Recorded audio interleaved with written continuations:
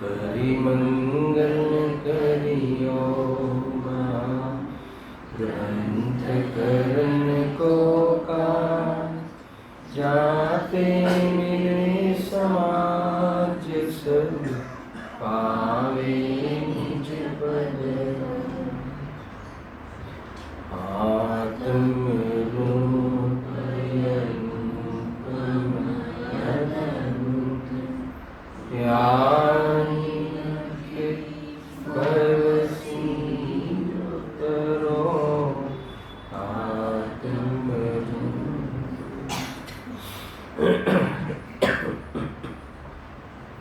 श्री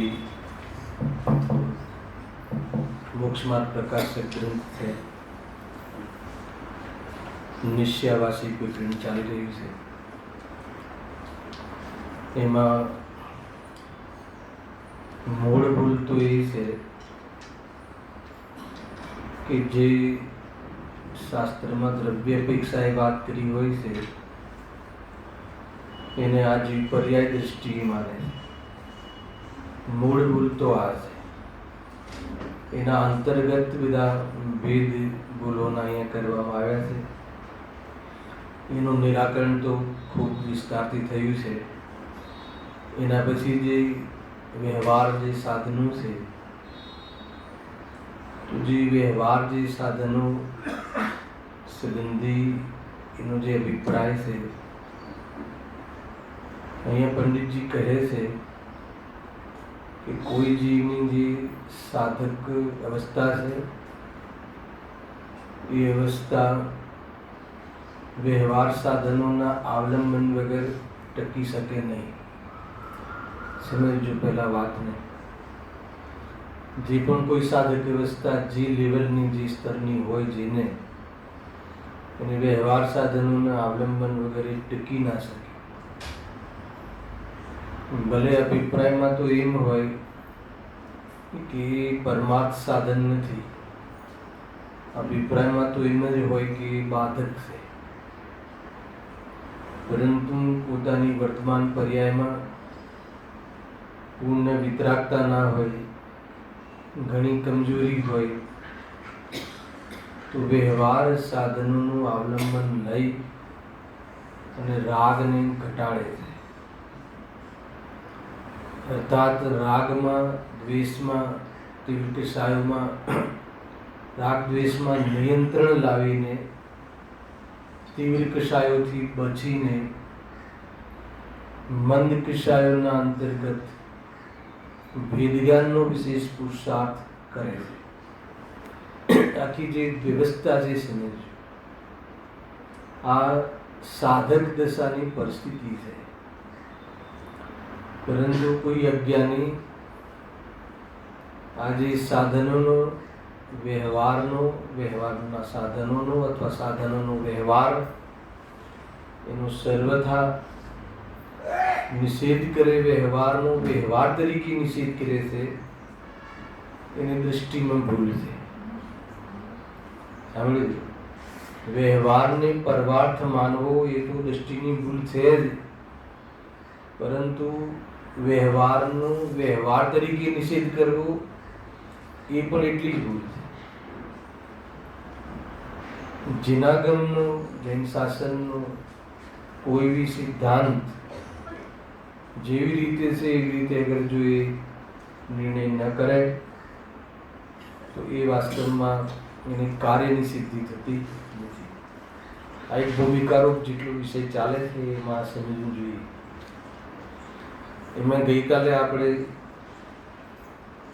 ये विषय चाल्यो हतो कि जे द्रव्यादि गुणस्थानादिना जे विचारो छे ए विचारोनो ये निषेध करे छे तो के विकल्प छे पंडित जी एने सीधो जवाब आपे छे कि तू एने विकल्प कहे छे विकल्प ठरावे छे तो विकल्प तो छे अमे पण एने विकल्प ज मानीए छीए ना नथी एने पण निर्विकल्प दशा तने छे नहीं अने तू आ विकल्पनो निषेध करे छे अने तू जे पछी विकल्प करी छे तो राग गर्भित छे एमां तो रागनुं पोषण छे आ सिद्धांत तमने याद करावुं छुं आ विषय चाले त्यां सुधी તો કે એમાં તો રાગ આદિનું પોષણ છે.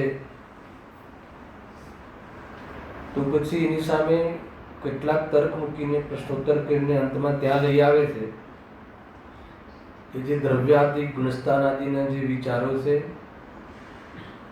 એ તો રાગાદિ એમાં ઉપયોગ લગાવો એનાથી તો રાગાદિ શું થાય છે?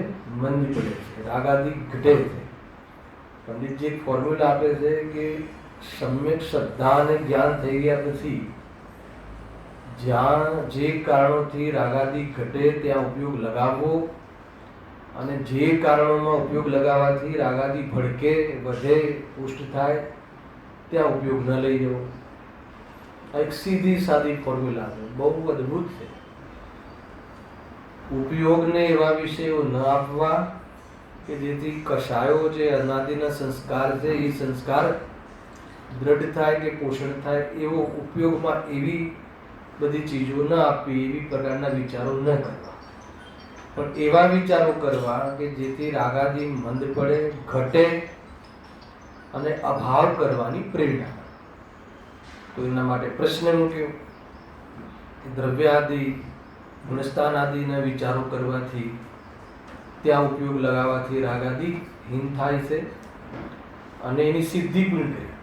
એ કેવી રીતે? કાલે બહુ આખો પૂરો 1 કલાક એના પર વિચાર કર્યો હતો, એટલે આજે એનો વિસ્તાર નહીં કરીએ, ખાલી યાદ કરાવી દઈએ છીએ કે કેવી રીતે ગુણસ્થાનનો, દ્રવ્યનો, દ્રવ્ય ગુણ પર્યાયનો, 4 ગતિઓનો, સ્વર્ગ નર્કનો વિચાર કરવાથી કેવી રીતે આ જે વિરક્તિને પામે છે, ભોગોથી વ્યક્ત થાય છે, બાહ્ય કશાયોની પોષણથી નિવર્તે છે, નિયંત્રણ કરે છે, એ પ્રકારે આપણે કાલે ચર્ચા કરી હતી.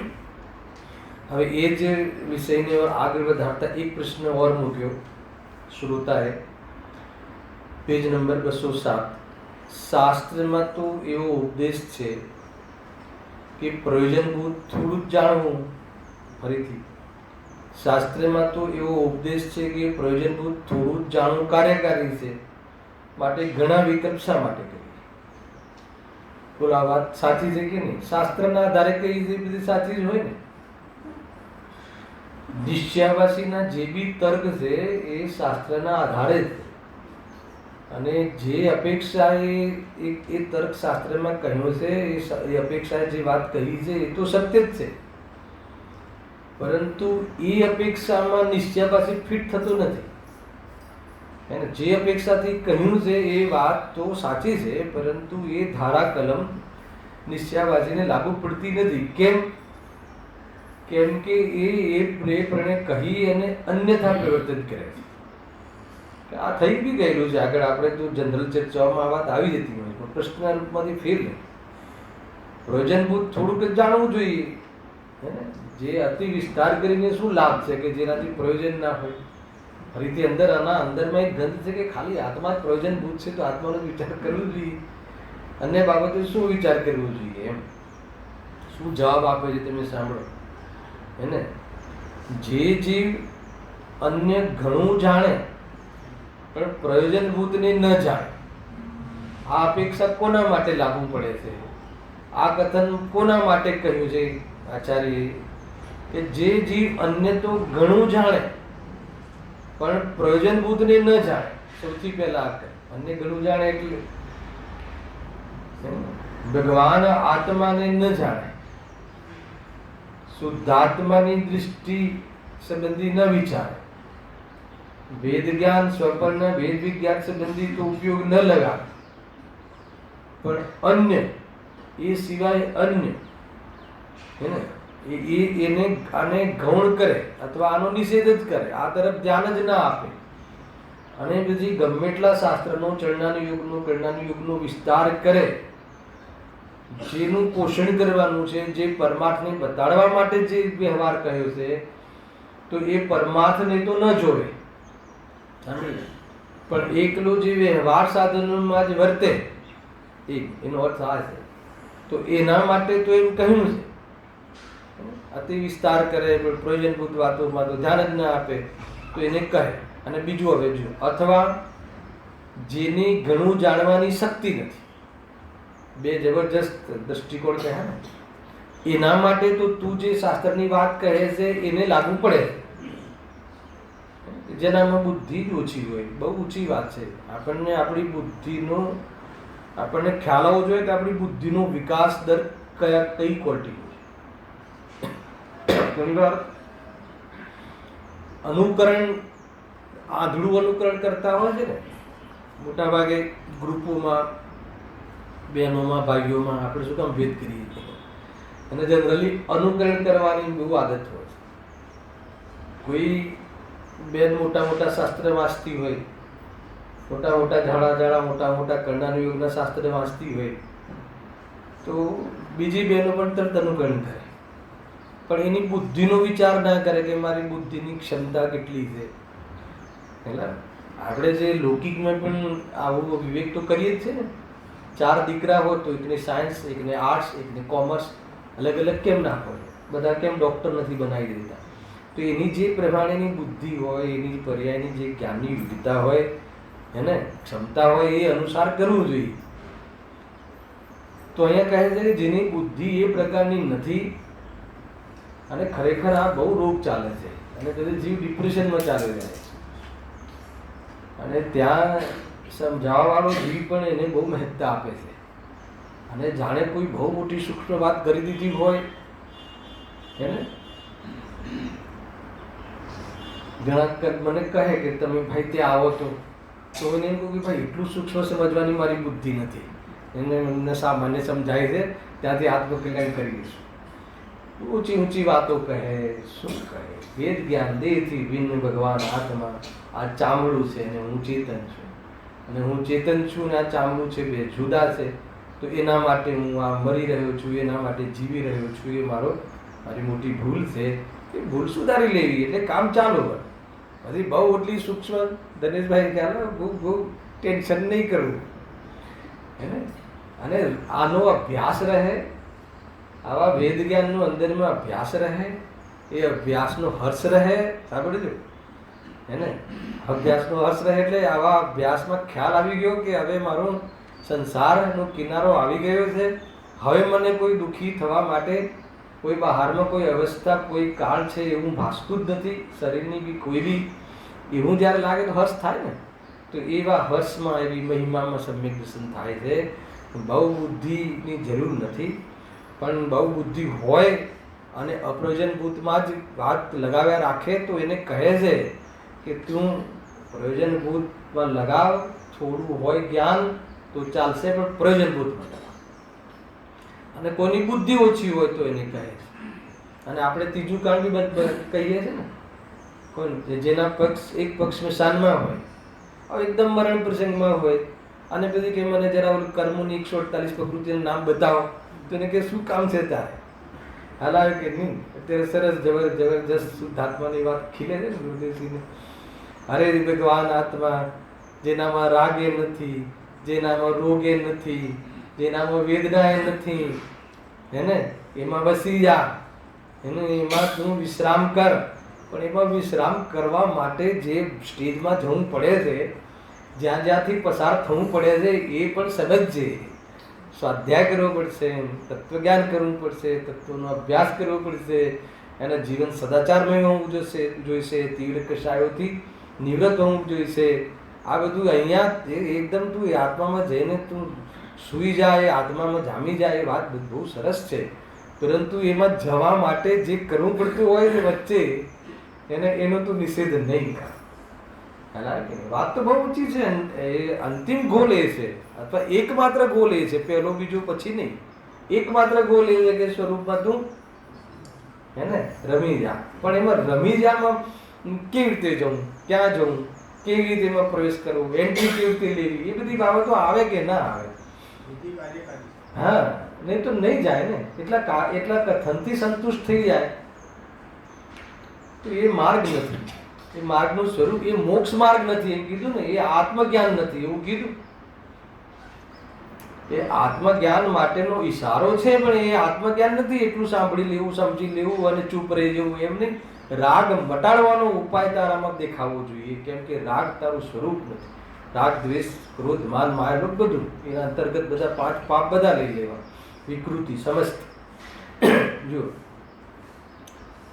ક્યાં આવ્યા હતા આપણે? હા, તો એ હા પ્રયોજનભૂત. હા, શાસ્ત્રમાં જે કહ્યું ને, તો એ જે અન્ય જે આ વાત કરી કે જે પ્રયોજનભૂત થોડું જાણવું કાર્યકારી છે, તો બે ત્રણ ટોપિક કયા આ રીતે કે ભાઈ એક તો તારે બહુ બધો વિસ્તાર કરતો હોય ને મૂળ વાત ચૂકી જતો હોય, તો એના માટે કહે છે કે તું એ બધી વાત હમણાં છોડી દે, આ મૂળ વાત ઉપર આવી જા. અને બુદ્ધિ ઓછી હોય તો અહીંયા કહેવામાં આવે છે. અને એક ત્રીજો પોઈન્ટ, આયુષ્ય ઓછું હોય તો મૂળ વાતને તું સાંભળી લે, કેમ કે તત્વ વિચાર અને તત્વ અભ્યાસ અને તત્વમાં સમાવવા માટે સૌથી ઉત્કૃષ્ટ વિચાર છે. પરંતુ આખો દિવસ એવા વિચારો ચાલતા નથી. તમે જોયું, તમે નહીં કરી શકો. આપણે આજે એક લગાવીએ કે આખો દિવસ આત્માના વિચારો કરી, નહીં થાય, હે ને? આપણે આખો દિવસ હું ગાયક છું, રાગથી ભિન્ન છું, 2-4 મિનિટ 2-5 મિનિટ પછી તો એમ લાગશે કે હવે બીજું શું, કે ગેલુપ્તા બી ઘણી છે ને એમાં એનું જે પ્રયોજન જે રીતે કરવાનું છે તે તો કરતો નથી. ખાલી એટલા માટે જે રાગને તોડવાની જે વિધિ છે એ વિધિ અપનાવી પડશે. જુઓ, જે જીવ અન્ય ઘણું જાણે પણ પ્રયોજનભૂતને ન જાણે, અથવા જેથી ઘણું જાણવાની શક્તિ નથી, જેની ઘણું જાણવાની શક્તિ નથી, તેને એ ઉપદેશ આપ્યો છે. કયું? હે ને? પ્રયોજનભૂત તું પહેલા જાણી લે, એ જાણવું જરૂરી છે. પણ જેને ઘણું જાણવાની શક્તિ હોય, હેલા બુદ્ધિ બહુ હોય, અને અધ્યાત્મમાં તો ખરેખર બુદ્ધિ જ લગાવાય એમ કહે છે અહીંયા. અધ્યાત્મમાં તો રુચિ લગાવવાની છે. ખરેખર આ વાત સમજજો. બુદ્ધિ તો અન્ય ગ્રંથોમાં લગાવવાની છે. બુદ્ધિ તો અન્ય પ્રકારની જે વિશેષતાઓ છે એમાં બુદ્ધિ લગાવવાની. અને અધ્યાત્મમાં કોઈ બુદ્ધિનું કામ જ નથી, હે ને? અધ્યાત્મમાં બહુ ઓછી બુદ્ધિની જરૂર છે એમ કે સ્વપરનું ભેદ વિજ્ઞાન. અધ્યાત્મમાં રુચિ કાર્યકારી. આધ્યાત્મિક જે એંગલ છે ને, મારે હમણાં વાંચવામાં આવ્યું, સવારે અભ્યાસ કરતો હતો, એક યોગ્યતાનો અભ્યાસ કરતો હતો, પર્યાય અને યોગ્યતા. બહુ જબરજસ્ત પ્રકરણ છે આ. વજુભાઈ અજમેરા સાહેબે એક આના પર સંકલન કર્યું છે ગુરુદેવશ્રીના અનેક ગ્રંથોમાં. એ કોઈની પાસે હો તો વાંચજો, અદભુત. તો એમાં આ બધી બાબતો બહુ ખુલાસાથી આવે છે, હે ને? ભૂલી ગયો જે વિષય કહેવો તે રહી ગયો. હે શું? હા, પણ એમાં શું કહેવું તે નીકળી ગયું. આવું છે શબ્દ એ રીતે છે. જો આવી જશે, ત્યાં આવશે તો ફરતી જઈશ. હે હા હા, આ શું કહે છે કે જેને ઘણું જાણવાની શક્તિ હોય તેને તો એ કહ્યું નથી. આ કહ્યું ને ફરીથી, જે જીવનને ઘણું જાણે પણ પ્રયોજનભૂતને ન જાણે, અથવા જેની ઘણું જાણવાની શક્તિ નથી તેને ઉપદેશ આપ્યો છે. પણ જેને ઘણું જાણવાની શક્તિ હોય તેને તો એ કહ્યું નથી. જાણવાની જેની પાસે ઘણી શક્તિ છે તો એ ક્યાં લગાવશે? ઘણી જાણવાની શક્તિ હોય, બહુ જાણવાની શક્તિ હોય અને યથાર્થ જગ્યાએ ન લગાવે તો ક્યાં લગાવશે? બરાબર. જાણવાની બહુ જ શક્તિ છે. જાણવાની આ વાત હતી ને કે રુચિ અને બુદ્ધિ. તો આત્મામાં જે અધ્યાત્મમાં જે છે ને, અધ્યાત્મમાં બહુ બુદ્ધિની જરૂર નથી, એમાં તો રુચિની જરૂર છે અને થોડીક બુદ્ધિની જરૂર છે. અને એટલી યોગ્યતા તો જીવ માત્ર નથી, હે ને? સ્વપરનું જાણી શકે એટલી યોગ્યતા તો એટલી જ બુદ્ધિની જરૂર છે. પણ જેના ઘણી બુદ્ધિ હોય અને આત્માની રુચિ ના હોય તો એ બુદ્ધિ ક્યાં લગાવશે? દેવાળું કાઢશે, સીધી વસ્તુ. તો એને કહે છે કે તું તારી બુદ્ધિને સમેટવા માટે તું અન્ય ગ્રંથોમાં બહુ વિસ્તાર કરે છે, તો એને આ પ્રયોજનભૂત તરફ તારી દૃષ્ટિ જ નથી, તો એનાથી તારું હિત નહીં થાય. એમ અહીંયા લખે જુઓ. પણ જેને ઘણું જાણવાની શક્તિ હોય તો તેને તો એ કહ્યું નથી, હે ને? ઘણું એને તો એવું નથી કીધું ફરીથી. પણ જેને ઘણું જાણવાની શક્તિ હોય તેને તો એ કહ્યું નથી કે ઘણું જાણવાથી બુરું થશે. શું કહ્યું? હે ને? જેને બહુ બુદ્ધિ હોય એના માટે તો લગાવવું જોઈએ. આ પ્રયોજનભૂત તત્વ સિવાય બી પ્રયોજનભૂત તત્વનું બલ મળે, એની આજુબાજુની જે બાબતો છે એને સાંભળવી જોઈએ અને એને અભ્યાસ કરવો જોઈએ. કોઈ જગ્યાએ એવું લખ્યું છે કે કર્ણાની યોગનો અભ્યાસ કરવો બુરું છે, ખરાબ છે, ખોટું છે? કોઈ જગ્યાએ એવું લખ્યું હોય તો બતાવ્યું શાસ્ત્રમાં, હે ને? એ તો સમસ્ત શાસ્ત્ર અભ્યાસ, જ્યારે સ્વરૂપમાં જવાની વાત આવે, જ્યારે દ્રષ્ટિની પ્રધાનતાની વાત આવે તો કોઈ સમયસાર કે કોઈ ગોમટસાર એવો ભેદ નથી કરતા. શાસ્ત્ર અભ્યાસ સંબંધી સમસ્ત વિકલ્પને ત્યાગવાની વાત છે જ્યારે દ્રષ્ટિની વાત આવે, જ્યારે સ્વરૂપમાં લીન થવાની વાત આવે. પરંતુ સ્વરૂપમાં લીન ન રહે અને રાગ કોઈ વિકલ્પ રહે તો એમાં કોઈ એમ નથી કહેતા કે ભાઈ તારો કર્ણાનો, અને પાછી બુદ્ધિ બહુ હોય, કેટલી કન્ડિશન મૂકી તો એને એમ નથી કહેતા કે ઘણું જાણવાથી ગુરુ થશે, કોઈ ગોમટસારની કર્મોની થિયરી જાણવાથી ગુરુ થશે. મને તો ઘણી વાર એમ થાય કે હંમેશાની શરૂઆતની જ ગાથાઓમાં આ જીવ કેવો છે, ગુણસ્થાનાતીત, નાસ્તિથી છે ને, ગુણસ્થાનાતીત, ગુણસ્થાનથી રહિત છે. હવે ગુણસ્થાન શું છે ખબર ના હોય તો ગુણસ્થાનાતીતનો ભાવાચન કેવી રીતે કરશે? એટલા માટે જો, અને તેને તો જેટલું ઘણું જાણશે, સાંભળજો, તેટલું પ્રયોજનભૂત જાણવું નિર્મળ થશે. આ ગજબનું અહીંયા લોજિક આપે છે કે તેને તો જેટલું જાણશે, જેટલો ઉપયોગ લગાવશે અને એટલું એને જે પ્રયોજનભૂત જે જાણ્યું છે ને એ શું થશે? નિર્મળ થશે. એટલે ઓર ક્લિયર થશે, ઓર દ્રઢ થશે, ઓર એનો પ્રેમ આવશે, ઓર એની તરફની મજબૂતાઈ આવશે. જબરજસ્ત વસ્તુ છે. આગળ બહુ બધી ચર્ચાઓ છે, ખ્યાલ આવે? એ રીતે છે. પ્રતિજ્ઞા સંબંધી એક ચર્ચા થોડીક વારમાં આવશે અથવા નેક્સ્ટ શનિ આવશે. એમાં બહુ આ વાત નહીં. ત્યાં માનો કે કર્ણાનો યોગ કેવી રીતે ઉપયોગી છે. તમારી પ્રતિજ્ઞા, તમારે કોઈ પ્રતિજ્ઞા લીધી, માનો તમે પ્રતિજ્ઞા લીધી કે હું કોઈ બી અભક્ષ દવાનું સેવન જીવનમાં નહીં કરીશ, ભલે મારો પ્રાણ છૂટી જાય, માનો એ પ્રતિજ્ઞા કરી. હવે એ પ્રતિજ્ઞામાં દૃઢતા લાવવા માટે કર્ણાનો યોગ તમને બહુ સહાયક થઈ જશે. કે કર્ણાનો યોગ શું કહે છે કે જીવનું જીવન, આ જે વ્યવહાર જીવન, પ્રાણરૂપ જીવન, 10 પ્રાણરૂપ જીવન આયુષ્ય કર્મને આધીન છે. જે પ્રકારનું આયુષ્ય બાંધીને આવ્યો છે એનાથી એક સમય વધારે ટકશે નહીં અને એક સમય પહેલા જશે નહીં. જ્યારે આવી વાત કર્ણાનો યોગની વર્તી સાંભળ્યું અને પછી ઘરના આજુબાજુ આપણા જે મિત્રો હોય કે ડૉક્ટર કે ભાઈ લઈ લો ને, એકવાર દવા લઈ લો ને, હે ને, થોડીક લીલોતરી કે થોડીક ભાજી કે થોડીક પાલક લઈ લો ને, શું ફરક પડે છે? ખ્યાલ આવે કે નહીં? તો એને બલ મળે છે કે નહીં, યાર તમે મને લખી આપો પહેલા કે આ પાલકનું સેવન કરવાથી હું બચી જઈશ. તો કે ના, એવું તો ના લખી શકાય, હે ને? કહેજો, કદાચ કોઈ તમને બહુ ફોર્સ કરે તો કે મને બતાવો કે આ પાલકના સેવનથી બચી, તો એ પ્રતિજ્ઞા બચી શકાશે નહીં. પાલકથી આયુષ્ય કર્મથી બચાય છે ને આયુષ્ય કર્મથી એ સમાપ્ત થાય છે, તો પછી મારી પ્રતિજ્ઞાનો ભંગ હું શું કામ કરું? એવી જાતિની ચર્ચા પંડિતજી બહુ સરસ સરસ આપી. આ તો તમને આપણો વિષય ચાલે છે ને, કર્ણાનો યોગ પણ જાણવું ભલું છે, બુરું કાંઈ નથી. જીનવાણીનો અભ્યાસ બુરું કોઈ રીતે ના હોઈ શકે. એ તો પ્રયોજનભૂત છોડીને અપ્રયોજનભૂતમાં જ લગાયા રાખે તો એને કહે છે કે તું પ્રયોજનભૂતની તૈયારી કર. કાં તો બુદ્ધિ ઓછી હોય તો એને બહુ ટેન્શન ન થાય તો ચિંતા નહીં કરતો, એને કોઈ બીજીની બુદ્ધિ જ ના લાગે, જેને કંઈક યાદ જ ના રહે, એને 148 પ્રકૃતિને આ ને તેને બધું અઘરું લઘુત્વ ગુણની સદગુણાની હાનિ વૃદ્ધિ ને. હવે એ જીવને એમ થાય કે આ બધું તો એને આમે કેવલી ગમ્ય હોય છે તો એ લોકો પ્રયાસ કરે છે સમજાવવાનો. ખ્યાલ આવે કે કેવલી ગમે? ગુરુદેવસિંહ કહે છે ગુરુ લઘુત્વમાં કે કેવલી ગમ્ય છે, છોડો આગળ વધો, કહે છે કે છતાં પ્રયાસ કરતા હોય છે. ખેર, પણ એ કહે છે કે તારી બુદ્ધિ ઓછી હોય તો તું ટેન્શન નહીં કર, એને તને તારું વેદ જ્ઞાનથી દેહને આત્મા ભિન્ન છે એટલો તને ખ્યાલ આવતો હોય, તને એટલો ખ્યાલ આવતો હોય તો તું એને જેવા સિદ્ધ ભગવંત સુખ ભોગવે છે એ ક્વોલિટીનો તને આનંદ આવશે, ચિંતા નહીં કર.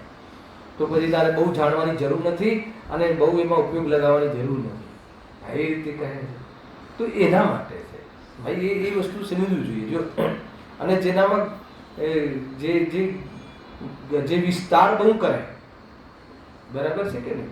અને પ્રયોજનભૂતમાં ના તો એને બી કહેવામાં આવે છે એમ છે. જો એટલું પ્રયોજનભૂત જાણવું નિર્મળ થશે, ટૂંકમાં સપોર્ટ મળે છે. જીનવાણીનો કોઈ બી માનો કે આ ગુરુદેવસિંહ થોડી વારમાં એકદમ સૂક્ષ્મમાં જાય, એકદમ પ્યોર અધ્યાત્મનો થોડુંક આમ હે ને ચલાવે ને તરત જ પાછું એકદમ ઓલામાં આવી જાય, મનોહરનું આમ ને તેનું આમ ને આમ.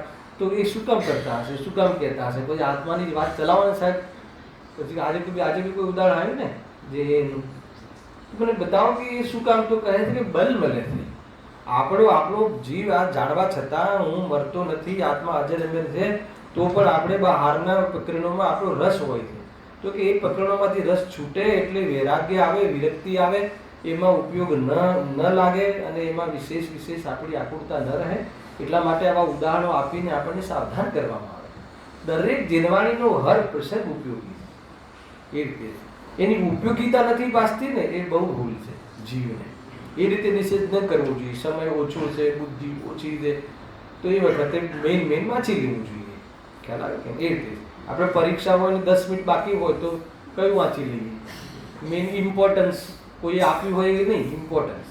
હવે તો એ બી ચાલે ને, કોઈ ઇમ્પોર્ટન્સ આપતા હોય છે પૈસા આપીને, લોકો આ રીતે પાસ થતા હોય. શું કહે? હવે જો શાસ્ત્રમાં એમ કહ્યું છે ને, સામાન્ય શાસ્ત્ર તો નૂનમ, સાંભળી જો, વિશેષો બલવાન ભવે. શું કહે છે આ? સામાન્ય શાસ્ત્રથી વિશેષ બલવાન છે, વિશેષથી જ સારી રીતે નિર્ણય થાય છે, માટે વિશેષ જાણવા યોગ્ય છે. આગળથી ચાલે છે ને, ગુણસ્થાન આદિ એ તો બહુ વિશેષ છે, એ તો વિકલ્પ છે, એ તો એ વિચારો, તો કે સામાન્યથી વિશેષ બલવાન છે. અહીંયા આ સામાન્યથી વિશેષ બલવાન છે, મોક્ષ માર્ગની વાત નથી, આ અભ્યાસની વાત છે. સામાન્ય શાસ્ત્રથી વિશેષ શાસ્ત્ર બલવાન છે. પેલામાં જે છે ને, સામાન્યની દૃષ્ટિ બલવાન છે, ત્યાં આ નહીં લગાવતા, એ અલગ બેટર છે. તો કોઈ કહે કે અત્યાર સુધી તમે એમ શીખ્યા છે કે સામાન્ય બલવાન છે, સામાન્યની દૃષ્ટિ બલવાન છે, વિશેષની દૃષ્ટિ કરીએ તો મિથ્યા દૃષ્ટિ થવાય છે. તો ત્યાં હવે જો શાસ્ત્રમાં લખ્યું છે ને સામાન્યથી વિશેષ બલવાન છે, એટલા માટે આપણે તો પર્યાયની દૃષ્ટિ કરવી જોઈએ, એ વાત નથી. અહીંયા તો સંક્ષિપ્ત વચન અને વિસ્તાર વચન, સંક્ષિપ્ત કથનથી વિસ્તાર કથન સમજવા માટે બલવાન છે. અહીંયા જે સામાન્યથી વિશેષ બલવાન છે એ દ્રષ્ટિના વિષયની વાત નથી. ખ્યાલ આવે કે નહીં? અહીંયા એમ લગાવો, કેમ કે મેં એકવાર બહુ પહેલા સાંભળેલું છે કે શાસ્ત્રમાં લખ્યું છે, ગુરુદેવશ્રીએ સામાન્ય પર બહુ જોર આપ્યું ને, હવે વિરોધ ગુરુદેવનો કરવો છે તો શાસ્ત્રમાં લખ્યું છે ને સામાન્ય થી વિશેષ બલવાન છે. ભાઈ એ સામાન્યથી વિશેષ બલવાન છે એ શાસ્ત્ર અભ્યાસ માટે લખ્યું છે, કે સમજવા માટે. નિરૂપણ પદ્ધતિમાં તો સામાન્યથી વિશેષ બલવાન છે, કેમ કે સામાન્યથી ભાવભાષણ થતું નથી, સામાન્ય કથનથી ભાવભાષણ થતું નથી. હું તમને કહું કે ભાઈ અંદરમાં જાઓ, કાલે વાત લીધી હતી ને, શું કરવું? અમને તો બહુ આકુરતા થાય છે, બહુ ભય લાગે છે, તો કે સ્વરૂપમાં સમાઈ જવું. આ સામાન્ય કથન છે. હવે સામાન્ય કથનથી એને કઈ સમજણ પડશે નહીં, એને આમ કરીને જોયા રાખશે. 8 વીઘા વાળો જીવ ભલે છે, આ ટીકટીકી લગાવીને જોવા રાખશે કે હજુ કઈ કહેશે. હવે ભાઈ કહ્યું ને, સ્વરૂપમાં સમાઈ જાઓ, સ્વરૂપમાં હે ને લીન થઈ જાઓ. પણ સાહેબ હવે આમને એ સામાન્ય કથન છે. વિશેષ કથન શું છે? તત્વ અભ્યાસ કર, તત્વ વિચાર કર, સ્વ શું છે, પર શું છે એમ જાણ, ચેતન લક્ષણ દ્વારા દેહ ભિન્ન છે એમ તું ઓળખ, એમ વિચાર કર, ક્રમબદ્ધ જાણ, હર પર્યાય એના સ્વકાલમાં થાય છે, એ રીતે અનેક ઉદાહરણથી સમજાવે. એમ સમજાવી અને પછી તારા વિચારોથી તું કર્તવ્ય પ્રત્યે તારો મોહ છે એ મોહને તોડ, અથવા એ ગ્રંથિ તારી તૂટશે, અને એવા વિચારોથી તારી મોહ શક્તિ ડાઉન થશે, અને તને સાચી સત્ય ઉપર તારું લક્ષ જશે, અને સત્યનો પક્ષ આવી જશે. તો તને શું થઈ જશે? પહાડમાં જાણવામાં આવવા છતાં ઉપયોગ ત્યાં એને ટકશે નહીં, અને ઉપયોગમાં જણાવવા છતાં મોહ નહીં વસે તો દુઃખી થઈ શકે. હવે આ રીતે આનું નામ સ્વરૂપમાં સમાય. હવે આ તો સામાન્ય કથન કયા, તો આ રીતે વિશેષ તમે સમજાવશો, હા ખબર પડી, હવે ખ્યાલ આવી ગયો, એ સમજવું જોઈએ, આ રીતે સમજવું જોઈએ. તો એટલા માટે કહે છે કે સામાન્ય કથનથી વિશેષ કથન બલવાન હોય છે. એ એટલા માટે અહીંયા ભેદ કથન કરવામાં આવે છે. અને એ રીતે જે વ્યવહારથી પરમાર્થ જણાય છે, વ્યવહારથી પરમાર્થ પમાય છે એ ભૂલ, અને વ્યવહારથી પરમાર્થ જણાય છે એ વાસ્તવિક ઉપદેશ છે. વ્યવહારથી પરમાર્થ જણાશે ને, કેવી રીતે જણાશે? અથવા જે પરમાર્થને બતાવે એ જ વ્યવહાર, અર્થાત તો વ્યવહારમાં પરમાર્થ ન જોવે તો એ 100% કોઈને કોઈ આભાસમાં છે. એ બધી બાબતો આમાં આવશે, હજુ બહુ આના ખુલાસા થશે. જો સામાન્ય શાસ્ત્રથી તો વિશેષ બલવાન છે, વિશેષથી સારી રીતે નિર્ણય થાય છે, આવ્યો ને, માટે વિશેષ જાણવા યોગ્ય છે, એટલો રોલ છે. અગર જો સામાન્ય પરમાર્થને વ્યવહાર પરમાર્થને ન બતાવતું હોય, વ્યવહાર એટલે આ વિશેષ, વ્યવહાર એટલે ભેદ કથન, હે ને. અરે જે અભેદમાં ભેદ કરીને વસ્તુને બતાવે, કાં તો ભેદને અભેદ કરીને વસ્તુને બતાવે, એ વ્યવહાર અગર પરમાર્થને બતાવવાનું એનું પ્રયોજન ના હોત તો એને વ્યવહાર તરીકે જીવવાણીમાં સ્થાપના જ કેમ મળે, અથવા એનો ઉદ્દેશ જ કેમ હોત?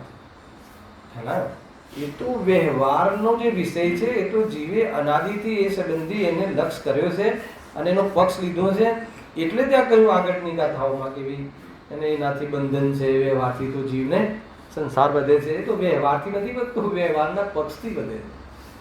વ્યવહારને પરમાર્થ માનવાની ભૂલથી સંસાર બન્યો રહે છે, વ્યવહારથી કોઈ દિવસ ના બચે. અને વ્યવહારના લક્ષથી સ્વરૂપની લીનતા નથી રહેતી, એટલે એનું લક્ષ બી છોડવાનું છે. પણ ક્યારે છોડવો અને ક્યારે પકડવું એ ખ્યાલ હોવું જોઈએ. અચ્છા, ગાડીથી બોમ્બે જવાય કે ક્રિયાવર્તી શક્તિથી જવાય? બોમ્બે ગાડી પકડવી પડશે અને છોડવી પડશે, બે કામ થશે કે નહીં? અને ક્રિયાવર્તી શક્તિનું કામ કરશે. દરેક વસ્તુ આ સમજવું જોઈએ. ક્યારેક હું વચ્ચે આ કેમ થોડાક નયોની ઉપયોગીતા બતાવું છું કે આ કથન જે આ જીવ છે ને શબ્દ મળે છે, એને ખ્યાલ નથી આવતો. હર ચીજ આપણે નિમિત્તિક બહારમાં હોય છે કાર્ય, પણ દરેક નિમિત્તિકમાં નિમિત્ત તરફથી અને ઉપાદાન તરફથી બધી જ જગ્યાએ કાર્ય તો યોગ્યતાથી થાય. અને એમાં દ્રષ્ટિ કરવાની છે, એ જે છુપી ચીજ છે જાણવાની છે. આજે હું તમને જે કહેતો હતો ને, હવે યાદ આવી ગયું કે જે શુદ્ધનયનો વિષય છે ને ભાઈ, જે શુદ્ધનયમાં તો એક જ વાત છે કે તું ગાયક છે. ખરેખર તો શુદ્ધનયનો વિષય ત્યાં એમ કહ્યું કે નિર્વિચાર છે. શુદ્ધનયના વિષયનો વિચાર કરવાનો વિષય જ નથી. ગજબ છે. અરે શુદ્ધનય સંબંધી, શુદ્ધનયના વિષય સંબંધી વિચાર કરીએ છીએ એ તો વ્યવહાર નહીં છે, અને શુદ્ધનયનો વિષય છે એ નિર્વિચાર છે, એ તો સીધો અનુભવવાની વાત. એટલું ગમ્યું મને, બહુ સમજ. ગુરુદેવશ્રીએ કોઈ જગ્યાએ આ વાત એમને છેડેલી, એમાં કોટ કરેલી, સંકલન પકડાય છે કોઈને? હવે ખ્યાલ આવ્યો હશે તો તમને બી આનંદ આવશે. અને કે શુદ્ધનયનો વિષય વાતો કરવાનો નથી, અને એમાં વિચાર એટલે સંભવ નથી કે એમાં ભેદ જ નથી. તું છે તો છે, તું છે તો છે, અને છે એમાં કોની જરૂર છે? હું છું એનો અર્થ શું? હું છું એટલે પછી હું મારાથી જ છું. અરે એને સમજાતું નથી એટલે ક્યારેક ભેદ કરે છે, તો એ ભેદ જેવો કર્યો એ વ્યવહારમાં ગયું. ભેદ કર્યો ને ગુણ ભેદ કર્યો, આત્માને સમજાવવામાં ગુણનો ભેદ કર્યો, વ્યવહાર નહીં. પર્યાપ્તિક જ્ઞાનનો વિષય થઈ ગયો. દ્રવ્યાર્થિક જ્ઞાનના વિષયમાં તો હું છું એનો વિચાર પણ નથી. ખરેખર તો દ્રવ્યાર્થિક જ્ઞાનનો વિષય તો સીધો શું કરવાનો છે? શ્રદ્ધાનમાં લેવાનો છે, પ્રતીતિમાં વસાવવાનો છે. ખરેખર તો વિશ્વાસનો વિષય છે. અને આપણે વિશ્વાસના વિષયને શામાં લઈ આવ્યા છીએ? વાતોમાં લઈ આવ્યા છે, અને વાતોમાં લઈને અનુભવ માની લઈએ છીએ. તમે વિચારજો, આજનો આ પ્રમેય કદાચ કોઈ વસ્તુ ક્યાંક તમને હાઇલાઇટ થશે. હે હા હા, એ બધી ગાથાઓમાં છે ને બધી વસ્તુ. હા હા હા હા હા હા, ઘણી જગ્યાએ છે. આ તો વિચારવા જેવું છે. હા, તમે વાત કરી હતી, બહુ જો એ નિર્માણતા બી છે, બહુ સરસ. કાલે બી તમે વાત કરી હતી કે ભાઈનું કહેવું એવું છે કે 9મી 10મી ગાથાના 15મી વખતના પ્રવચનમાં 32 મિનિટ, બરાબર? તો એમાં 9મી 10મી ગાથામાં બહુ ડીપ ડેપ્થ હતી. ગુરુદેવશ્રીને પોતાને એમાં હજુ કંઈક વિચાર કરવો જોઈએ એવો વિકલ્પ આવ્યો, તો એમને પંડિતજીને બોલાવ્યા. નિર્માણતા તો જુઓ, જ્ઞાની, સ્વયં સમ્યક દ્રષ્ટિ પંડિતજી એટલે હિંમતભાઈ સાહેબ. હા, અને કહ્યું કે હજુ આમાં કાંઈ વિષય લાગે છે કે જેને મને પહોંચાતું નથી, તમે ફેર વાંચો.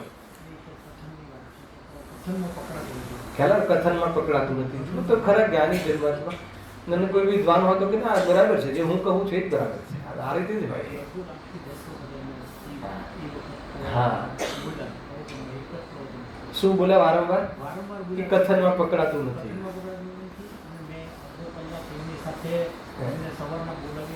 વસ્તુ મેં પૂછી કે ભાઈ આ શું છે, આ મને બોલો. સમજાતું નથી. ખ્યાલ આવે જીતુભાઈ કે મેં પંડિતજીને સવારે બોલાવીને અડધો કલાક ચર્ચા કરીને પૂછ્યું કે આમાં શું છે સમજાતું નથી અને આમાં કથનમાં શું કહેવા માંગે છે એ હજુ ખૂબ જ છે. હા ખેર આપણે એ લાઈનમાં નથી જવું. મારે એટલું બતાવવું છે કે જીનવાણીના રહસ્ય બહુ ગૂઢ છે. તમે સીધું એવું ઓવર કોન્ફિડન્ટ નહીં રાખવો જોઈએ, હે ને? ક્યારે બી ઓવર કોન્ફિડન્ટ નહીં, અંડર એસ્ટિમેટ બી નહીં, ઓવર એસ્ટિમેટ બી. હર ચીજમાં ધ્યાન રાખવું જોઈએ, નહીં તો નહીં પહોંચાય. બધું શીખવા મળે છે. ગુરુદેવશ્રીમાં ચારે અનુયોગ વિદ્યમાન છે. જ્ઞાનીની પર્યાયમાં ચારે અનુયોગ હોય, એક એક સમયની પર્યાય. એકવાર મેં સિદ્ધ કર્યું હતું, અહીંયા આપણે બહુ વિચાર કર્યો હતો કીર્તિ, બહુ વિચારવા જેવું છે. ઘણી બાબતો આવી, ઘણી એમને આ વિચારની કોટીમાં રાખજો, આગમ પ્રમાણ મળતું નથી, અને એમ ઠોકી ના બેસાડાય. સદગુરુજી ભગવાને કહ્યું હોય અને તો જ એના ઉપર આપણે વિશ્વાસ કરવો જોઈએ. આ તો વિચારમાં આવે છે કે આમ છે. કેવી રીતે માતાની ગર્ભમાં પણ 6 મહિના 9 મહિના રહે છે બાળક, અને સમય દ્રષ્ટિ હોય તો 6 મહિનામાં કમસે કમ એકવાર શુદ્ધ ઉપયોગ કરે, એ અપેક્ષા તો એમ ખ્યાલ આવે છે કે ત્યાં એકાદ વાર તો સ્વરૂપમાં લીન થતો જ હશે, પરંતુ ક્યાંય સીધી વાત મળતી નથી. તો પ્રમાણ મળવું જોઈએ. પ્રમાણ મળ્યા પછી વાત, કોઈને પ્રમાણ મળે તો બતાવજો. કેટલી નિર્માણતા હોય છે, જ્ઞાનીનું સ્વરૂપ કેવું હોય, આ બધું છે. ઘણી વાર એવા કેટલાય પ્રસંગો છે. ખેર મારે તો એ બતાવવું હતું કે આ શુદ્ધનીનો જે વિષય છે એ વિષય વાતો કરવાનો વિષય નથી, અને એને એકવાર શુદ્ધ નહીંથી સિદ્ધ કર્યું આગમમાં, પછી એ પ્રસિદ્ધ કરવાનો વિષય છે. સિદ્ધ અને પ્રસિદ્ધ તો જ્ઞાનમાં થાય છે અને પ્રસિદ્ધ અનુભવમાં થાય છે. ખ્યાલ આવે કે નહીં?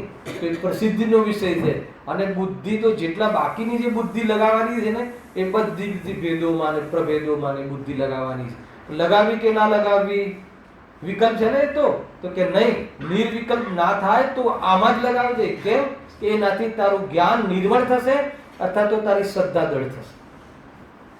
હમણાં એક તમને ઉદાહરણ બતાવ્યું કે શ્રદ્ધા દૃઢ થશે, પ્રતિજ્ઞા દૃઢ થાય છે કે નહીં, કે આવ્યું છે ત્યાં સુધી ટકશે, હું શું કામ એવું સેવન કરીને મતલબ કે મારી પ્રતિજ્ઞાનો ભંગ કરું, તો દ્રઢતા મળે છે. ગજબ છે. બહુ બધું વિચારવાનું છે. ત્યાં અધ્યાત્મ શું આવશે એ બધું એ પ્રસંગમાં બહુ ખુલાસાથી આપણે વાત કરીશું. જો આગળ સામાન્ય શાસ્ત્રથી વિશેષ બળવાન છે, વિશેષથી સારી રીતે નિર્ણય થાય છે, માટે વિશેષ જાણવા યોગ્ય છે. આ બીજા પ્રકારની માન્યતાનું ખંડન થયું. ત્રીજા પ્રકારની માન્યતા કઈ છે જીતુભાઈ? હે ને? લિસ્ટમાં પણ છે ને, અહીંયા પણ છે. શું કહ્યું? વળી તે તપસ્યાને વ્યર્થ કલેશ ઠરાવે છે. શું કહ્યું? આ ત્રીજા પ્રકારની માન્યતા કોની? આ વ્યવહાર સાધન છે ને તપ આદિ, પણ એ શું ઠરાવે છે કે આ જે તપસ્યા આદિ છે તો વ્યર્થ છે, ક્લેશ છે. આ એક જ લીટીમાં એના તરફથી કહ્યું. બાકી બધું પંડિતજી હવે એનો ખુલાસો કરે છે એ થયું. જો એના પહેલા તમને કેટલીક વાતો કહી દઉં કે જે અધ્યાત્મ ગ્રંથોમાં છે, તો અધ્યાત્મ ગ્રંથોમાં આવું ચિંતન મળે છે. કેવું ચિંતન મળે છે કે જે બાહ્ય તપ છે, એ બાહ્ય તપ છે એ બધા શું છે? બંધના કારણ છે. બાહ્ય તપ આદિ, બાહ્ય ક્રિયા આદિ, એ સંબંધી પરિણામ મંદતા જે છે એ બધું વાસ્તવમાં ધર્મ નથી, એ તો બંધનું કારણ છે. એ રીતે અધ્યાત્મ ગ્રંથોમાં મળે છે. તો એ શું કામ મળે છે? એ શું કામ એમ કહે છે? એ કહેવા પાછળનો અર્થ શું છે? તો કે કોઈ બાહ્ય તપમાં કે બાહ્ય ક્રિયાઓમાં સંતુષ્ટ થઈ, એ ફોર્મ્યુલા યાદ રાખજો કે એમાં સંતુષ્ટ થઈ જાય છે, એના માટે એ અધ્યાત્મમાં કથન કહે છે. કોઈ એનો નિષેધ કરવા માટે એ કથન નથી કહે. એ ધ્યાન રાખવું જોઈએ બાહ્ય તપ સંબંધી. અને એ રીતે છે આમાં. જો વળી તે તપસ્યાને વ્યર્થ કલેશ ઠરાવે છે, તો એ જે બાહ્ય તપાદી જે છે એ તપાદી તો નિમિત્ત છે, અંતરંગ જે એટલા માટે છે. હવે માની લો કે પહેલા તો એ સમજો કે જેને તત્વનો નિર્ણય જ નથી, એના માટે તો બાહ્ય તપ કરે કે ન કરે, અને એના માટે તો કોઈ ફરક નથી પડતો. પણ જેને તત્વનો નિર્ણય છે, એ બાહ્ય તપ છે એ વાસ્તવમાં ધર્મ નથી એમ માને પણ છે, અને રાગ ઘટાડવા અર્થે બાહ્ય તપનો આશરો પણ લે છે. આ બેલેન્સનો ખ્યાલ હોવો જોઈએ. આ બેલેન્સ ખ્યાલ આવ્યો રાજુભાઈ? કે જેને તત્વનો નિર્ણય છે, તત્વના નિર્ણયવાળા જીવને આ બાહ્ય તપ છે એ વાસ્તવમાં બંધનું કારણ છે, એ જડની ક્રિયા છે, અને એમાં જે બાહ્ય તપના પરિણામ છે, કશાયની મનતા છે, એમ જ માને છે. પરંતુ એને રાગ ઘટાડવા રાગ ઘટાડવા અર્થે બાહ્ય તપનો આશરો પણ લે છે, આધાર પણ રાખે છે. લે છે કે નથી લેતો? લે છે. એટલા માટે અહીંયા એની ઓરથી એ બેસથી હવે વાત ચલાવવાની છે. એમાં સૌ પ્રથમ સાંભળો કે વળી તે તપસ્યાને વ્યર્થ કલેશ ઠરાવે છે. હવે એની કઈ દિશામાં આ પંડિતજી આપણને અહીંયાનું નિરૂપણ કર્યું છે, અદ્ભુત છે. એમાં એમ કહેવા માગે છે, બહુ રોચક વાત છે કે જે આપણે મુમુક્ષુ સમાજ અથવા આપણે જે માહોલમાં અત્યારે રહી રહ્યા છે, શ્વાસ લઈ રહ્યા છીએ, ત્યાં એ વાતો, આ તપસ્યા આદિ, જે બાહ્ય તપસ્યા આદિની વિરોધની વાતો તો આપણે રોજ સાંભળીએ છીએ, ડેલી, કે આત્માની ક્રિયા નથી, વાસ્તવમાં જડની ક્રિયા છે, એ તો બંધનું કારણ છે, કશાયની મંતારૂપ છે. આપણને આ સંબંધી એ સંબંધી તો બહુ જ વાત સાંભળી છે અને સત્ય પણ છે, એનો નિષેધ નથી. દૃષ્ટિની પ્રધાનતાથી એ સંબંધી પ્રક્રિયાનો એનો એ પ્રમાણે જ પરિચય કરાવવાનો છે. પરંતુ જે જ્ઞાનીઓના જીવનમાં, જે જ્ઞાનીઓએ જ આ વાત કહી છે, એના જીવનમાં જે તપ હોય છે, અને એના જીવનમાં તપ હોય છે, એના જીવનમાં જ અનશન છે, અમોદર્ય છે, વ્રત પરિસંખ્યાન છે, રસ પરિત્યાગ છે, આવી પ્રકારના જે બધા તપો તો એ જ કરે છે, જ્ઞાની જ કરે છે. તો જ્ઞાનીના જીવનમાં જે આ તપ હોય છે, તો કેમ હોય છે? જ્યારે તમે એને જડની ક્રિયા કહો છો, તમે એને કશાયની મનતા કહો છો, એને ધર્મ નથી એમ કહો છો, એનાથી નિદ્રા નથી થતી એમ કહો છો, બધી જ વસ્તુ તમે કહો છો, એ વિરોધની વાતો તમે દૃષ્ટિ અપેક્ષા બધી સમજાવી દીધી, અને પછી તમારા જીવનમાં એ બધી જ પ્રક્રિયાઓ હોય છે. તો કેમ હોય છે? એના સમર્થનમાં શું તર્ક છે? એ તર્કની ચર્ચા બહુ સમય પછી પહેલી વાર આપણે સાંભળીશું. બે વાત છે ને, બેલેન્સ હોવી જોઈએ ને, કે ભાઈ ચલો જડની ક્રિયા એ તો શુદ્ધોપયોગ બજાવવા માટે, નિશ્ચય તપ માટે, અંતરંગ તપની દૃષ્ટિ કરાવવા માટે, અંતરંગ ઈચ્છાના નિરોધ કરાવવા અર્થે, અને રંચ માત્ર બી ઈચ્છા, કણ જેટલી ઈચ્છા પણ સ્વરૂપમાં પરિપૂર્ણતા પ્રાપ્ત કરવામાં હે ને એ સહાયક નથી હોતી, અથવા એમાં એ સંબંધી લીનતા તોડવા માટે નિમિત્ત બને છે. તો એ અપેક્ષા એને કહ્યું હોય છે, ના નથી, પણ જોવા બી તો મળે છે. એ જ જીવોની, એ જ મુનિરાજોની, એ જ જ્ઞાનીઓની, એ જ તપસ્વીઓની એની ચર્યા જોવા મળે છે. અનશન આદિ એ સંબંધી કાર્યોમાં પણ જોવા મળે છે. એ કાર્યોમાં જોવા મળે છે, તો એ કેમ જોવા મળે છે? શાના માટે જોવા મળે છે? તો એનું જે એ સંબંધી જે સમર્થન છે, એ ક્રિયાઓનું એ રીતે જે વિકલ્પાત્મક સમર્થન છે, એ સંબંધીના તર્ક જે પંડિતજી આપ્યા છે, આપણી સામાન્ય બુદ્ધિમાં ડાયરેક્ટ નહીં આવે, આપણે એને સમજવાથી જ ખ્યાલ આવશે. સમજજો. હા, પણ અહીંયાથી સ્ટાર્ટ થાય છે આનો જવાબ, આનું ખંડન. આપેલી લીટી તો અજ્ઞાનીએ કહ્યું, નિશ્ચયવાસી, વળી તે તપસ્યા આદિને તો વ્યર્થ કલેશ ઠરાવે છે, એ તો ક્લેશ કહે છે નિશ્ચયવાસી. પંડિતજી એનું ખંડન કરે. પણ મોક્ષ માર્ગ થતા તો સાંભળ્યું છે, સંસારી જીવોથી ઉલટી પરિણતિ. જોઈએ શું કહેવા માંગે છે? મોક્ષ માર્ગ થતા તો સંસારી જીવોથી ઉલટી પરિણતિ. જોઈએ ના ખ્યાલ આવ્યો? હાલો કે તને મોક્ષ માર્ગ થયો છે, તું કહે છે, તો મોક્ષ માર્ગ થતા જે મોક્ષ માર્ગમાં નથી, મોક્ષ માર્ગમાં નથી, અન્ય મતીના જીવો છે કે જે આ ફિલ્ડમાં જ નથી, અથવા આપણા ઘરમાં જે આ ધર્મમાં નથી, એમને જેવી પ્રવૃત્તિ છે, એમને જેવી ખાવા પ્રત્યે રુચિ છે, એમને ભોગ પ્રત્યે રુચિ છે, સંસાર પ્રત્યે જેવી એમને લગાવ છે, એવી પ્રવૃત્તિ તો તને જોવા ન મળવી જોઈએ. કંઈ ડિફરન્ટ તો પડવો જોઈએ કે ના પડવો જોઈએ? તમે મોક્ષ માર્ગમાં, આપણે બધા મોક્ષ માર્ગમાં છીએ, આ ફિલ્ડમાં છીએ, તો આ ફિલ્ડમાં છીએ, અને જે આ ફિલ્ડમાં નથી, અથવા જે સંસારના ફિલ્ડમાં રહેવાની રુચિવાળા છે, તો એની વૃત્તિ અને પ્રક્રિયા, એની વૃત્તિ અને પ્રવૃત્તિ અને આપણી વૃત્તિ અને પ્રવૃત્તિ સમાન હોય કે અંતર હોય, એ બતાવો. પકડમાં આવે છે? અગર જો તું મોક્ષ માર્ગનો દાવો કરે છે, તું મોક્ષ માર્ગમાં છું, મને આત્માની રુચિ છે, એવું તને તું એવી જાતિનો તું અધિકાર બતાવે છે, એવી જાતિનો તને તારા તરફથી તું રજૂઆત કરે છે, તો જે મોક્ષ માર્ગમાં નથી એના જીવનમાં જેવી પ્રવૃત્તિ દેખાય છે, એવી પ્રવૃત્તિ તારા જીવનમાં દેખાય છે, એનું શું? બહુ ઊંચી વાત છે. માનો કે આ તો બહુ સામાન્ય વાત, બહુ ઊંચી વાત છે, પણ હું તમને એક સામાન્ય વાત કરું, મારા તમારાની વાત કરું. આપણે એકદમ સમાન છીએ, બધા જ દુઃખી છીએ, આપણે બધા પ્રયાસ જ કરી રહીએ છીએ, પરંતુ એક માત્ર પીઠ ઉપર બેસવું, જીનવાણીની એને ગાદી પર બેસ્યો છું, તો એને અને તત્વ સાંભળું છું ને તત્વનો અભ્યાસ કરી રહ્યો છું, તો મારું જીવન અને એક સામાન્ય શ્રોતાનું જીવન હલાવ્યું કે નહીં, એ સમાન કેવી રીતે હોઈ શકે? જ્યારે હું અહીંયાથી તો પછી ખાલી એક ટીચિંગ જ કરાવું છું એવું થઈ ગયું ને. અગર જો હું આરાધક જીવ હોઉં અને હું આરાધના માટે જો અભ્યાસ કરતો હોઉં, અભ્યાસ કરવા માટે કરતો હોઉં, અગર એ મારો કન્સેપ્ટ હોય, તો મારું જીવન એને મારું બાહ્ય જીવન અને જે એક સામાન્ય વ્યક્તિ છે એનું બાહ્ય જીવન સમાન કેવી રીતે હોય શકે? અને સમાન હોય તો શું સમજવું? તમે નક્કી કરો. હું શું કામ કહું હે ને? કેવી રીતે? અરે તમે હું પેન્ટ શર્ટ પહેરીને આવી જાઉં છું ને ખાલી અહીંયા, એટલી મારી ભૂમિકામાં કંઈ પેન્ટ શર્ટ કોઈ વિરોધી ડ્રેસ નથી, તો બી લોકો આમ આશ્ચર્યથી જોવે છે. અને ક્યારેક કોઈ બહારથી ડાયરેક્ટ આવ્યા હોય અને પેન્ટ શર્ટ અને સૂટ પહેરું તો ઓર આશ્ચર્યથી જોવે. ખ્યાલ આવે કે નહીં? તો લોકો અને કહે બી છે ઘણા લોકો કે તમને આ ડ્રેસમાં ક્યારેય જોયા નથી અને અમે લોકો આ ડ્રેસમાં તમને એક્સેપ્ટ કરી શકતા બી નથી, સ્વીકારી જ શકતા. ખ્યાલ આવે કે બહુ સારી વાત છે, ખરાબ વાત નથી, ગમે પણ છે મને. પણ તમે વિચાર કરો તો પછી જે મોક્ષ માર્ગી, આ તો આપણે એક સામાન્ય વાત કરી, કોઈ આપણામાં અંતર બી નથી, બધા એક જ પ્રકારે દુઃખી છીએ, બધાને કાર્ય કરવાનું જ છે. પરંતુ આ તો કે જ્ઞાની છે એમ કહે છે, હું તો કે મને તો નિશ્ચયની દૃષ્ટિ છે, તો કહે છે કે તો પછી તારું જીવન અને જે અન્ય લોકો જે જીવન છે, જે લોકો ખાય છે, પીવે છે, અપક્ષનો વિવેક નથી અને અનિત્ય અન્યાય અપક્ષવાળું જીવન છે જેનું, એનું જીવન અને તારું અનિત્ય અન્યાય અપક્ષવાળું જીવન સમાન છે, એનું શું? એનો જવાબ આપ. તો પછી અમે તને સમ્યક દૃષ્ટિ કેવી રીતે કહી શકીએ? સમ્યક દૃષ્ટિ આત્માની દૃષ્ટિ થઈ, એનું નામ સમ્યક દૃષ્ટિ, એ વાત બરાબર છે.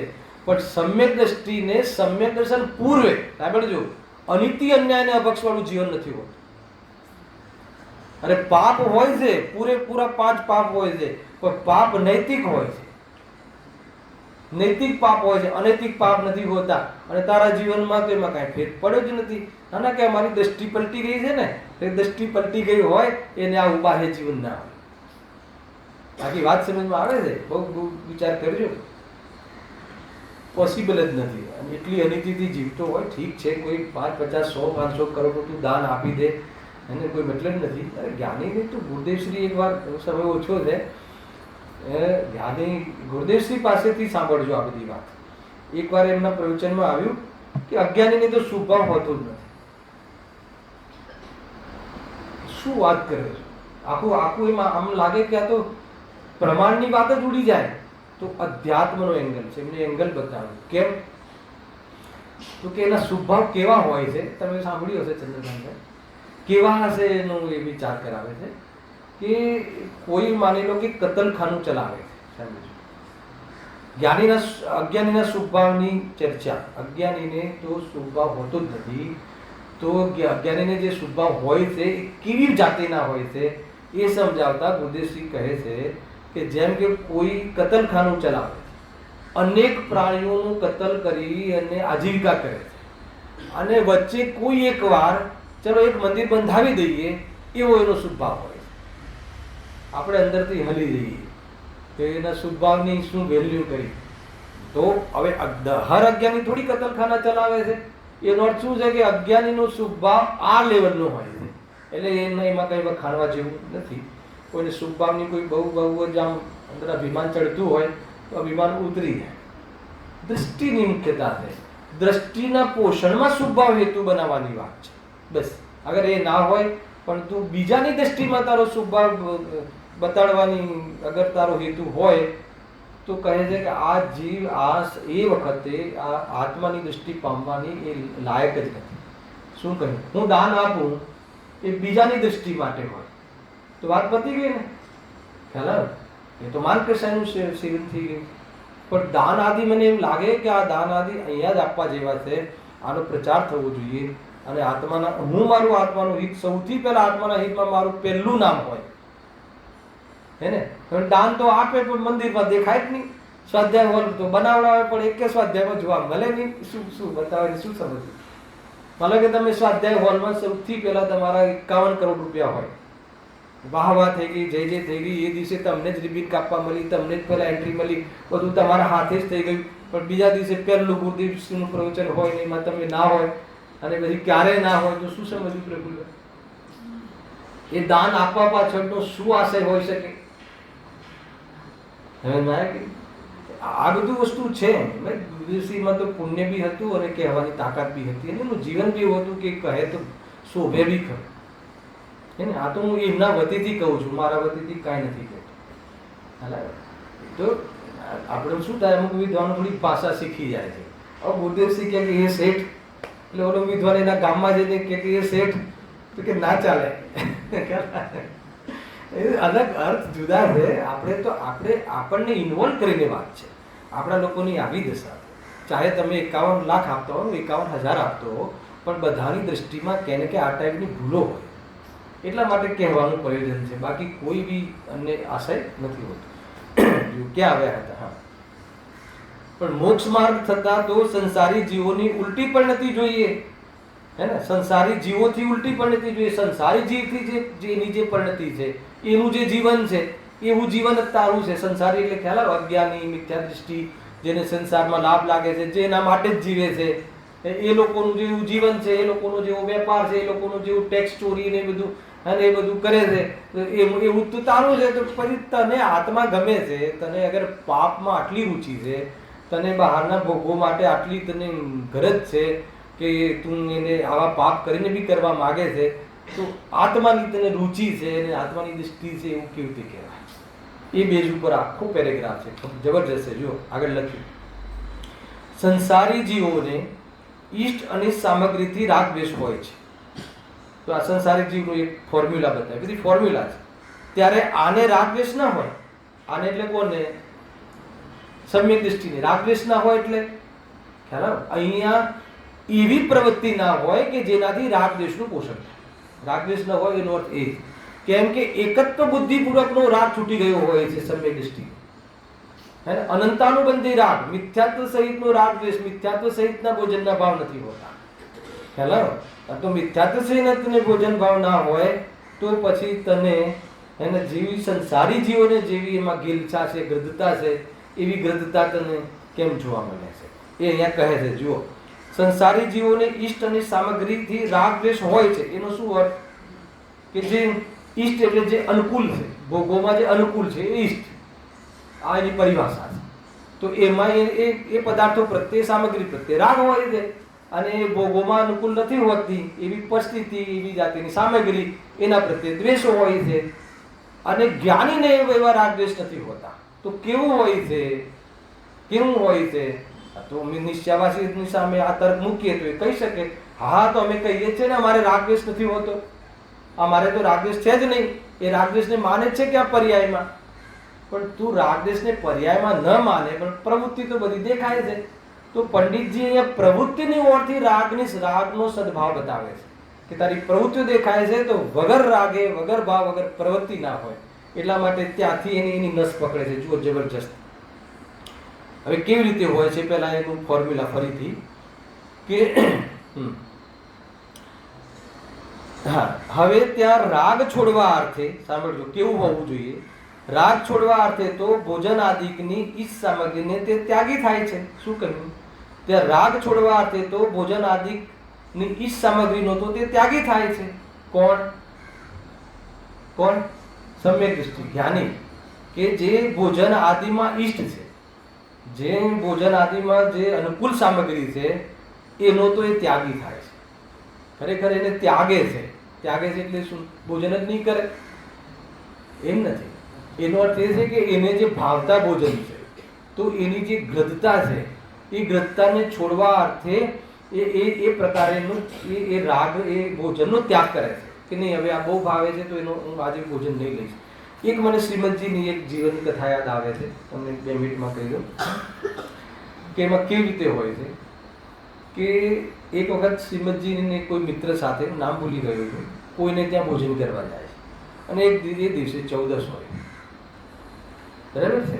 14 એટલે સ્વાભાવિક છે કે હરિનો ત્યાગ હોય, શાકનો, સબ્જીનો ત્યાગ હોય. હવે ભોજન કરવા જાય છે તો ઘરવાળાને ખબર નહીં હોય તો સબ્જી બનાવી હશે.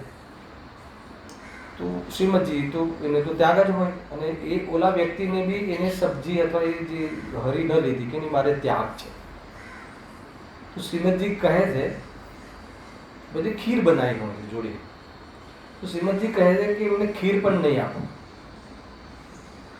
ના ખ્યાલ આવે? કોઈને ખ્યાલ છે કે એમને ખીર આવી પછી પીરસવાનો વારો કે એમને ખીર નહીં આપો, તો બધા સામે જોઈ રહ્યા છે એમાં ક્યાં દોષ છે, એમાં ક્યાં હરી છે, આ તો શુદ્ધ દૂધ છે, આ તો મર્યાદાવાળું દૂધ છે. બધું કન્વિન્સ કર્યું શ્રીમદજીને કે નહીં સાહેબ આ તો મર્યાદાવાળું દૂધ છે અને બહુ જ એમ કે વ્યવસ્થિત, આમાં કોઈ જાતનો દોષ નથી, તો કે નહીં એમને નહીં આપો. એની પાછળનું એમને લોજિક બતાવ્યું કે શાક તો આમે એમને નથી ભાવતું. શું કહ્યું? અમારા જેવા વ્યક્તિને શાક ના ભાવતું હોય તો ના ખાય, એમાં શું મોટી વાત, પણ એમને ખીર પર બહુ વ્રતતા છે, તો આજે એમને ખીરનો ત્યાગ કરવો જોઈએ. ખ્યાલ આવે કે ના? કેમ કે ખીરનો ત્યાગ નથી થતો, ગ્રધતાના ત્યાગનો ઉદ્દેશ છે. કે એટલે જો તને તારો રાગની દૃષ્ટિ છૂટી ગઈ હોય તો તને આ ભોજન જેમ અજ્ઞાની ભોજન કર્યું ને મજા આવી, એમ તે મેં ભોજન કર્યું ને મજા આવી, એવું જીવન ના હોય. અને જે પણ કોઈ એની પાસે હવે જેટલું ભોજન કરવાનું, જે ભક્ષ ભોજનની બી એની પાસે પદ્ધતિ છે, એમાં ભાવતા ભોજનનો ત્યાગ કરવાનો અભ્યાસ રાખે. ખ્યાલ અનુકૂળતાનો અનુકૂળ જે હોય એના ભોજનમાં એનો બુદ્ધિપૂર્વક ત્યાગ કરે. ત્યાગ શું કામ કરે? રાગ ઘટાડવા માટે, ગ્રહતા મટાડવા માટે. ખ્યાલ આવે ને? આપણે લોકો તો 1 વર્ષ 14 આઠમનું એવું સ્વરૂપ બનાવી દીધું છે હે ને, આપણે પોલ ના ખુલવું જોઈએ પણ ખુલીએ છીએ. ખ્યાલ આવે? એ દિવસે શાક અને હરી તો બિલકુલ ના બનાવે, પરંતુ એવું દાળ બાટીને એવું ભોજન બનાવે કે જીવ, અરે એ ઠીક નથી. સાદું ભોજન, સિમ્પલ ભોજન, ગ્રહતા ઘટાડવાની વાત છે. એને ઉપયોગ એને ઊંઘમાં ન જાય એટલા માટે આવી જાતિના એ બધા પર્વે છે હે ને, શાશ્વત પર્વે છે કે આત્મકલ્યાણમાં એ નિમિત્ત બને એવી જાતિના પર્વે છે. તો એ રીતે લગાવવું જોઈએ. તો કે રાગ ઘટાડવાની એનું હર કદમ, એની હર પ્રવૃત્તિ. હવે જ્યારે રાગમાં રહેવું જ નથી, રાગમાં આવ્યા તો પરદેશમાં આવી ગયા એવું લાગે છે, તો એ જીવની રાગમાં રહેવાની પ્રવૃત્તિ કેવી પ્રકારની હોય, કેટલી ઉપેક્ષિત હોય, કેટલી ઉપેક્ષાપૂર્વક હોય, કેટલી આમ જાણે કે છોડવું જ છે એવી જાતિની એની જીવન હોવું જોઈએ.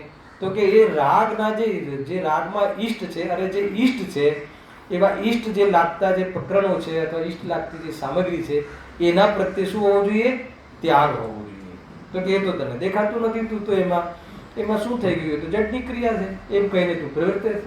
જો બીજી સાઈડ બતાવું શું જબરજસ્ત છે.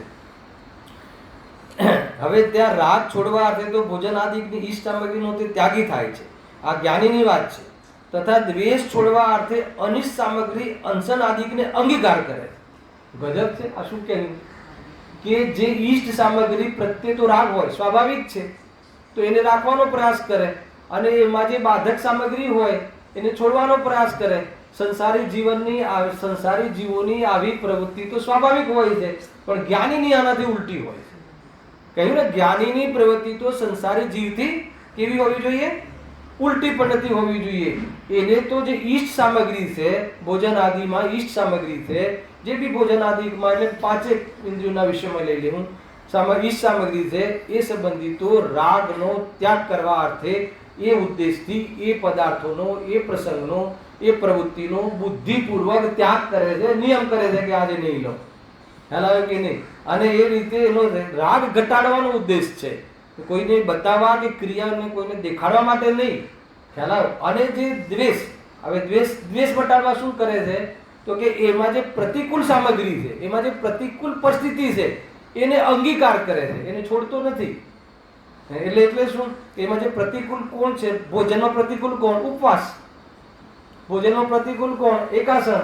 તો કે એવી અંશન આદિ પ્રવૃત્તિને અંગીકાર કરે છે કે જે દુનિયાને અજ્ઞાની જીવને કષ્ટદાયી લાગે છે અથવા એમાં કષ્ટ થતું હોય છે, તો કે એમાં એ લાવીને એવી પ્રવૃત્તિને ધારણ કરીને એને જે દ્વેષ ન થાય, દ્વેષને જીતે છે એવી પ્રવૃત્તિમાં ક્ષમતાથી કેવી રીતે રહી શકાય?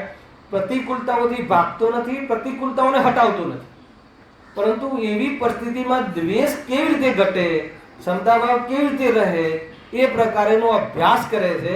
એ રીતે ઉપકારી માને છે પ્રતિકૂળતાઓને. એ પ્રમાણે જ્ઞાનીના જીવનમાં, સમ્યક દ્રષ્ટિના જીવનમાં રાગ દ્વેષ ઘટવાની પ્રવૃત્તિ કેવી હોય છે એ અહીંયા પંડિતજી બતાવ્યું.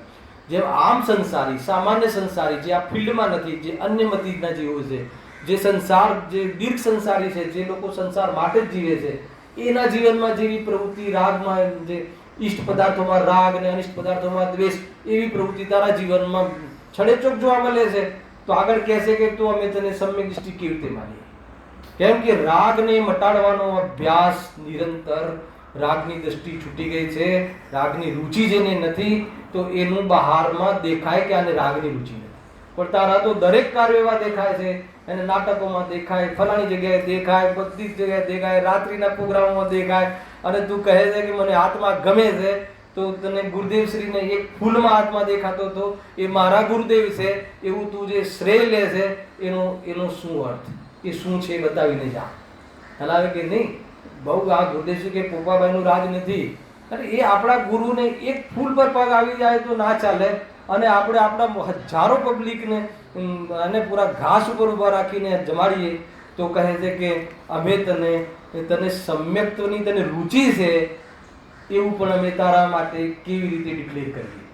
ખ્યાલ આવે છે? આ થોડું ભારે પડતું હશે કે નહીં? આપણે આ બધું છોડો, આપણે તો આત્મા બસ છે, તો કે તને ખ્યાલ નથી. એ વાત બી આગળ આપણે નેક્સ્ટ યાદ કરીશું. આપણે સહેજાનંદી